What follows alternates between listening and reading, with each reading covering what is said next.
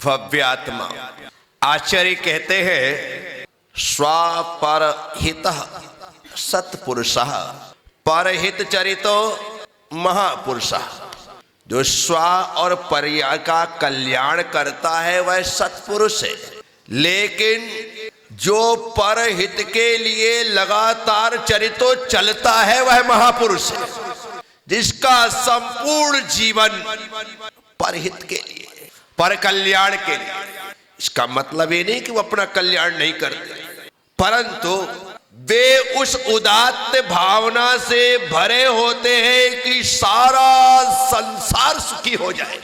तीर्थंकर प्रकृति का बंध 16 कारण भावना को भाने से होता है, और वह भव्यात्मा, वह पुण्यात्मा, वह जीव समस्त संसार के कल्याण की प्रार्थना करता है। और जो सबके कल्याण की प्रार्थना करेगा उसका कल्याण तो होगा ही। ये भारतीय संस्कृति है, यहां हम अपने लिए कुछ नहीं मांगते, जो मांगते हैं दूसरों के लिए मांगते, और दूसरों के लिए मांगने से हमें मिल ही जाता है। इसीलिए सुखी रहे सब जीव जगत के, सारे संसार के जीव सुखी रहे। सत्वेषु मैत्रीम, सभी जीवों से मेरी मित्रता हो। सर्वे भवन्तु सुखिना, सभी जीव सुखी।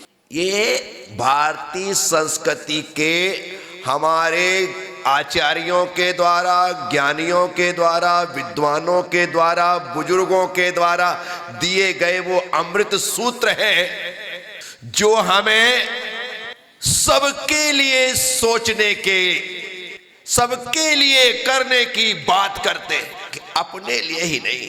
हम तो वो लोग हैं जो स्वयं भूखे रह करके दूसरों की भूख मिटाना जानते हैं, स्वयं प्यासे रह करके दूसरों की प्यास बुझाना जानते हैं।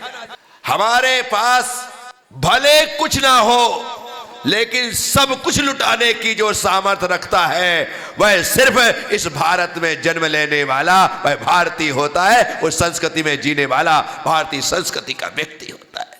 हमारे हाथ भले खाली है ना, लेकिन हम देने में पीछे नहीं हटते। आप तो चंदन वाला को देखो, किसे? चंदन। कमाल, खुद की व्यवस्था है नहीं, खुद की नहीं, खुद के ठिकाने है नहीं, आज मिलेगा या नहीं मिलेगा इसका पता है नहीं, और इतना सा एक मिट्टी के सकोरे में उबले हुए कोदो दे दिए गए हैं, और हिम्मत देखो भगवान को पड़गाने के लिए खड़े हो गए। तुमको तो 17-60 बार सोचना पड़ता है, चौका लगाऊं नहीं लगाऊं, लगाऊं नहीं लगाऊं, लगाऊं लगाऊं लगाऊं नहीं, यार इतने लग तो रहे, मैं लगाऊंगा तो कौन से महाराज जी आने वाले। तुमने पहले ही सोच लिया आने वाले नहीं है। ज्यादातर लोग ऐसा सोच लेते हैं, भाई अपन तो लगा लेंगे, लेकिन महाराज जी तो उनकी जो भक्त है उनके घर में ही जाएंगे, क्या अपने घर थोड़ी आएंगे। कमाल है, क्या सानान है कि मुझे तो लगता है कि वर्तमान में हम साधु संतों को छोड़ करके सारी समाज के लोग अवधि ज्ञानी हैं। आप सबको पता है कि आज किसके यहाँ आहार होने वाला है, आप कहाँ जाने वाले, आज क्या विधि लेने वाले, सब कुछ तुमको पता है, पहले ही लोग सोच लेते हैं लोग। और 5-7 चौके हैं, ये बात तो पक्की है कि एक की बात सही होगी। मैंने पहले कहा था आज मोदी जी के घर में आ रहे होंगे, नहीं मैं तो सोच रही थी कि आज भाणेज के यहाँ जाएंगे, ये तो गलत ही हो गया। क्या हुआ? तुम पहले ही सोच रहे। चंदन वाला के बारे में सोचना, हम तो ऐसा सोच सोच करके अपनी जिंदगी ही गवा देते हैं। अरे अवसर है, दुकान खोलो, ग्राहक नहीं, कोई जरूरी नहीं है, दुकान खोलो, ग्राहक आए ना आए, लेकिन ग्राहक तो, दुकान तो खोलना पड़ेगा। दुकान तो, मैं परतापुर में था, राजस्थान, जहां मेरी दीक्षा हुई 1988 में। हमने चातुर्मास किया ब्रह्मचारी अवस्था में। आचार्य श्री थे, तरुण सागर जी एलक थे, सौरभ सागर जी छुल्लक थे, और पदम श्री माता जी थी, और गुरुदेव थे, और हम ब्रह्मचारी लोग थे। चातुर्मास चल रहा, चातुर्मास समाप्त हुआ, विहार का टाइम आ गया। एक व्यक्ति आचार्य के पैर पकड़, गुरुदेव अब जा रहे हो?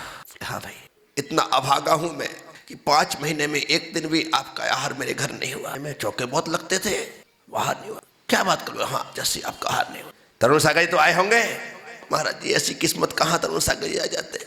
सौरभ सागर जी का तो नहीं महाराज जी, उनका भी नहीं हुआ। अरे हमारी भोली भाली पद्मश्री माता जी तो कोई भी हाथ पकड़ ले जाता उसका, उनका तो हाथ नहीं महाराज जी, उनका भी हाथ नहीं हुआ। भाई तूने चौका लगाया, वो तो नहीं लगाया। 5 महीने चौका नहीं लगाया, पट्ठा रो रहा है कि आहार नहीं हुए। बताओ, तुम दुकान ही ना खोलो और बोलो ग्राहक ही नहीं आ रहे हैं, कमाई नहीं हो रही, धंधा ही नहीं हो रहा है, यही सुबह से बैठा हुआ हूं। अरे भाई दुकान तो खोल।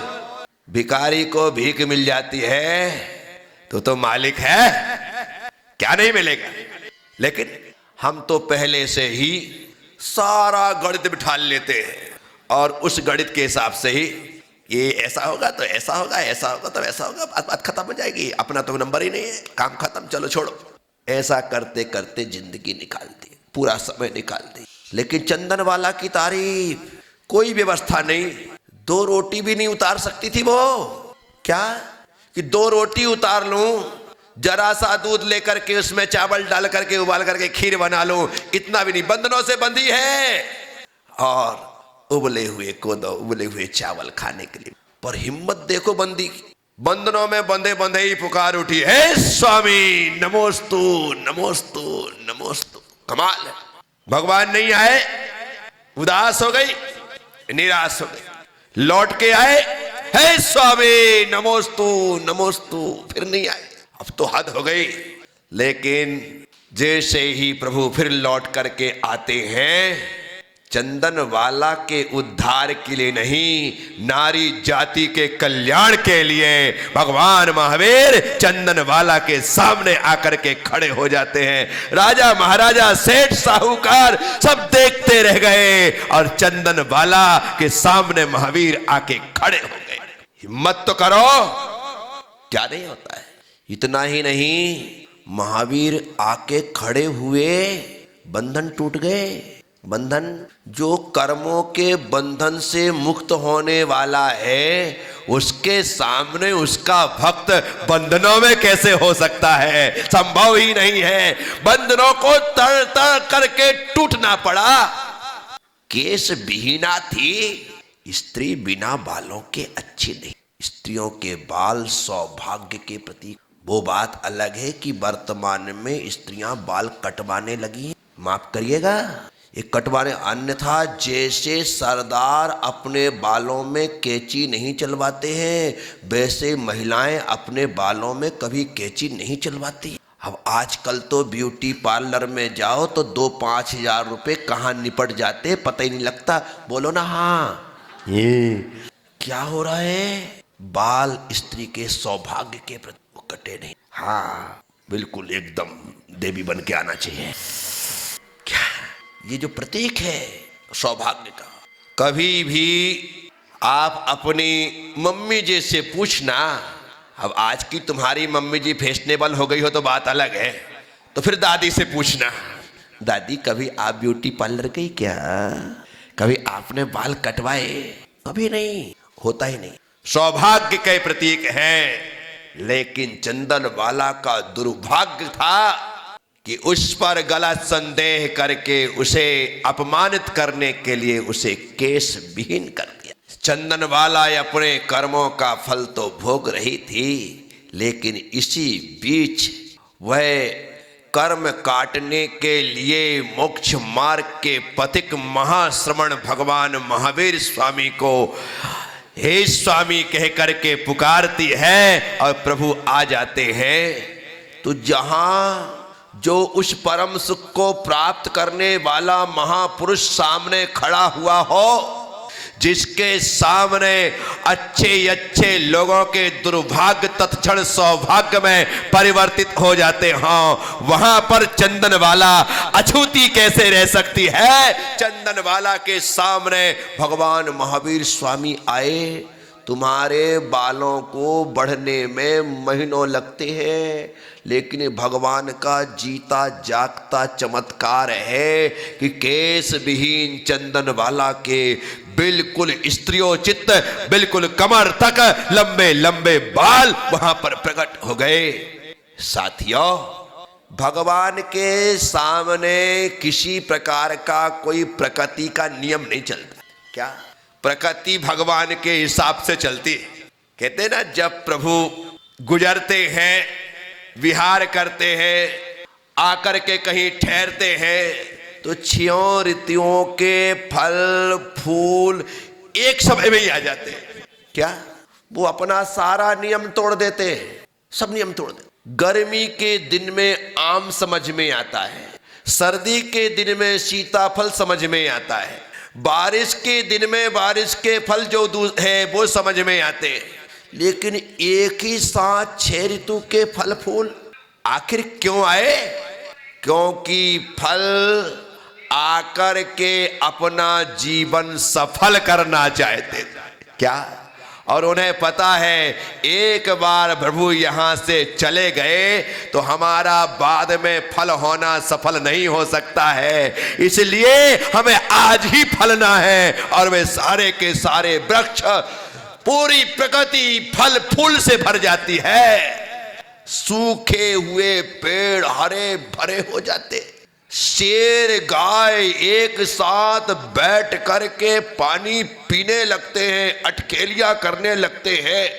सांप और नेवला, कुत्ता और बिल्ली जो जन्म जात शत्रु हैं, वे भी भूल जाते हैं। आखिर भूले तो भूले कैसे? क्योंकि उन्हें हमको दिखाई दे रहा है कि कुत्ता बिल्ली साथ साथ, सांप नेवला साथ साथ, शेर गाय साथ साथ बैठे हैं, लेकिन उन लोगों को ये दिखाई नहीं दे रहा है कि शेर को कि मेरे पास गाय है। उन्हें तो सिर्फ भगवान ही दिखाई दे रहे हैं और कुछ दिखता ही नहीं है। जब कोई दिखेगा नहीं तो बैर काहे का?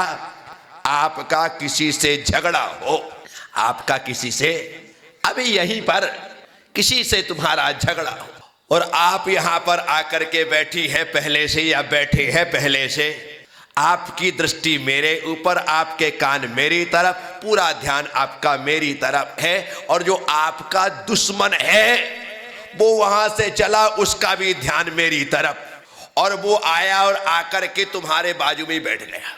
कहां बैठ गया? एकदम बाजू में। आपने उसको देखा नहीं और कोई आया है ऐसे करके थोड़ी जगह भी दे दी, हाँ बैठ जा। क्या किया है आपने? उसे बिठा लिया, पूरा प्रवचन सुन लिया, सब कुछ हो गया। जैसे ही गुरुदेव का प्रवचन समाप्त हुआ, दृष्टि यहां जाते ही जिनवाणी स्तुति बाद में पढ़ेंगे, आदमी बहाना बना करके आगे या पीछे। क्या हुआ? जब गुरु के समक्ष ऐसी स्थिति होती है जबकि मेरे जन्म के ज्ञान के देवकृत कोई अतिशय नहीं है, फिर बिना अतिशय के अतिशय हो जाता है। वहां तो साक्षात भगवान केवल ज्ञान और देवकृत अतिशय को लेकर के है, तो वहां तो ये बात एकदम सामान्य सी है। आप स्वयं देखो, होता है नहीं? तो साथियों, चंदन वाला के बाल आ गए। बाल ही नहीं आए, सर्वांग से सुंदर तो थी ही, सर्वांग से सुंदर तो थी ही। वो तो कर्म का उदय है जो भोग रही। अब भगवान महावीर स्वामी को आहार देना है। क्या देना है? आहार। विचार करना, जिसके पास थाली दिखाने जैसी नहीं है कि थाली दिखा दो। अब थाली दिखाए, क्या दिखाए? उबले हुए कोदो रखे। और भगवान भी क्या देखे? उन्हें तो उसका उद्धार करना है। आपको लग रहा है कि भगवान आहार करने आए हैं? नहीं, भगवान सिर्फ उद्धार करने आए हैं। क्या करने आए हैं? गुरु भी तुम्हारे घर आहार करने नहीं आते हैं। गुरु तुम्हारे घर सिर्फ तुम्हारा उद्धार करने के लिए आते हैं कि तुम्हारा उद्धार हो, तुम्हारा कल्याण हो। वो तो बिना आहार के भी रह सकते हैं, कई कई दिन गुजार सकते हैं, पर जब भी हमारे घर आते हैं सिर्फ वो उद्धार के लिए। चंदन वाला हाथ में उबले हुए कोदों लेकर के खड़ी है। उसे लगता है कहाँ साक्षात तीर्थंकर प्रभु आहार चर्या के लिए हाथ फैला करके खड़े हैं। और मुझ अभागिन के पास इन्हें देने के लिए उच्च पदार्थ, उत्तम पदार्थ नहीं है, उत्तम द्रव्य नहीं है, लेकिन फिर भी उत्तम भावों से वह द्रव्य उनके हाथों में डालती है। और जैसे ही डालती है, भगवान के हाथों का स्पर्श होते ही वो कोदों के भात शीरान हो जाते हैं, खीर के रूप में परिवर्तित हो जाते हैं। मैं आप सबसे कहता हूं, हमेशा भावना उत्कृष्ट रखिए, हमेशा भावना उत्कृष्ट सामग्री हो तो उत्कृष्ट चढ़ाना, और उत्कृष्ट सामग्री ना हो तो उत्कृष्ट भावों के साथ चढ़ाना। उत्कृष्ट सामग्री उत्कृष्ट भावों के साथ, और उत्कृष्ट सामग्री नहीं है तो उत्कृष्ट भावों के साथ जो सामग्री है वह सामग्री भगवान के चरणों में समर्पित करना। अपने आप उसका फल हमें उत्तम से उत्तम प्राप्त होगा। तो यहां पर सत्पुरुष और महापुरुष की डेफिनीशन आचार्य महाराज दे रहे हैं। स्व पर हितः सत्पुरुषः, जो स्व और पर का कल्याण करता है वह सत्पुरुष है। मैं अपना भी कल्याण करूं, अर्थात अपने आवश्यक का पालन करूं। समता समारे थुति उचारे, वंदना जिन देव को, नित करे प्रत्यख्यान प्रतिकम तजे तन अहमेव को। ये 6 आवश्यक मेरे, मैं इनका परिपालन करूं, तुम्हारे चक्कर में मेरे आवश्यक ना छूटे। श्रावकों को उतना ही साथ देना है और उतना ही हाथ देना है जिससे तुम गिरने से बच जाओ, परंतु इतना मत देना कि तुम ही गिर जाओ। क्या? उतना ही दो कि तुम बराबर, उतना साथ जितना तुम्हें जरूरी, उतना हाथ जितना तुम्हें। बाप बेटे को अंगुली पकड़ाता है, क्या पकड़ाता है?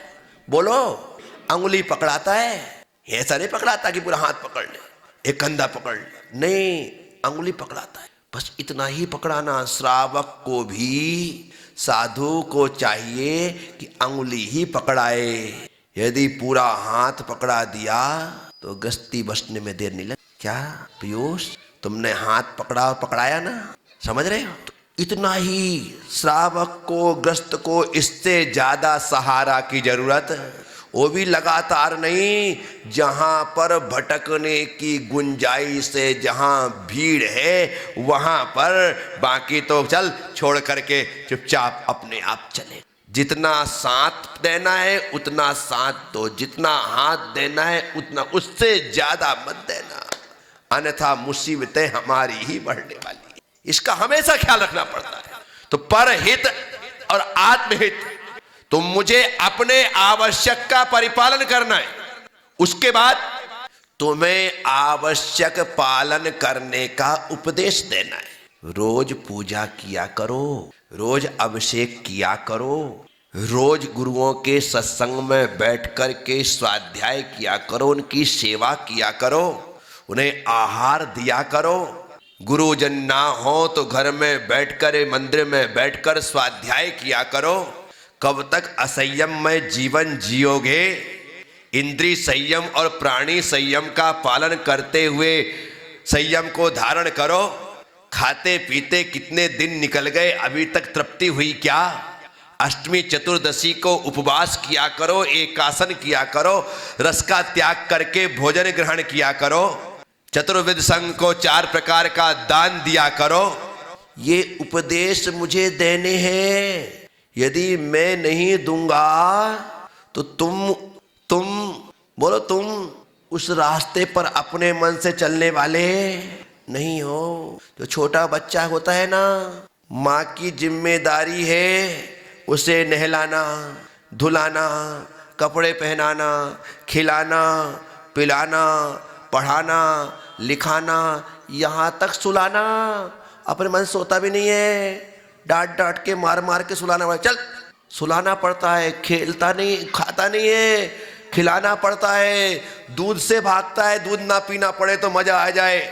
लेकिन माँ तो माँ होती है। बच्चा कुछ भी करे, माँ को पता है कि इसे दिन में 1 रोटी 2 रोटी चाहिए तो देगी, इतना दूध चाहिए तो देगी। बच्चा ना रोटी खाना चाहता है, बच्चा ना दूध पीना चाहता है, कुछ नहीं करना चाहता, तो खिलाना पिलाना नहलाना धुलाना पढ़ाना लिखाना, होमवर्क हो तो बच्चे का होमवर्क कम होता है, माँ का ज़्यादा होता है।